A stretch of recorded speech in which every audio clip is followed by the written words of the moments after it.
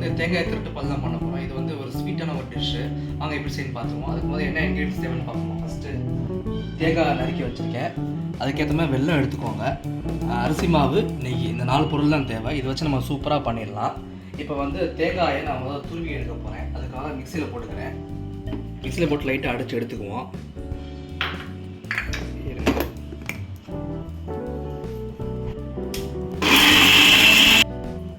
இப்போ அரைச்சாச்சு. இந்த மாதிரிக்கு பதத்தில் வச்சுக்கோங்க. ஏன்னா நம்ம வந்து சட்னி மாதிரி தான், துவையல் மாதிரி தான் அரைக்க போகிறோம். இந்த பதத்துக்கு வச்சுட்டு மிச்சத்தை நம்ம போட்டு அரைச்சிக்கலாம். இப்போ அடுத்து வந்து அரிசி மாவு ஒரு 1.5 டீஸ்பூன் போடுங்க. 1 அல்லது 2 கூட போட்டுக்கலாம். போட்டேன்.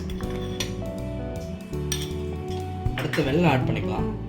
வெல்லம் ஒரு பவுல் எடுத்து வச்சுருந்தோம் இல்லையா, வெல்லம் ஆட் பண்ணிக்கோங்க. வெல்லம் ஆட் பண்ணிவிட்டு லைட்டாக வெல்லம் கரையிறதுக்காக லைட்டாக தண்ணி ஊற்றுங்க. ரொம்ப ஊற்றிடாதீங்க. இப்போ நம்ம போட்டு அரைச்சிக்கலாம்.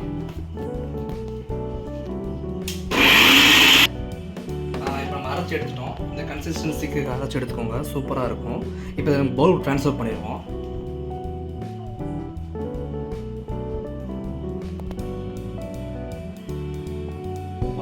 ட்ரான்ஸ்ஃபர் பண்ணிட்டோம்.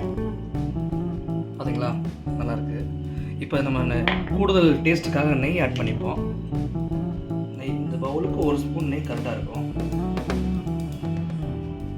அப்படியே 1 ஸ்பூன் நெய் விட்டுக்கோங்க. ஆட் பண்ணி லைட்டாக அப்படி கிண்டிடுவோம். இது ரொம்ப சின்ன குழந்தைகளுக்கு பெரியவங்க எல்லாமே விரும்பி சாப்பிடுவாங்க. ஏன்னா அவ்வளோ டேஸ்ட்டாக இருக்கும். இது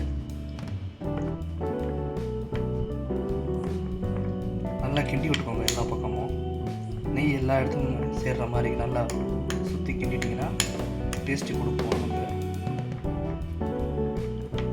நம்ம சாப்பிட்டு பார்த்துருவோமா?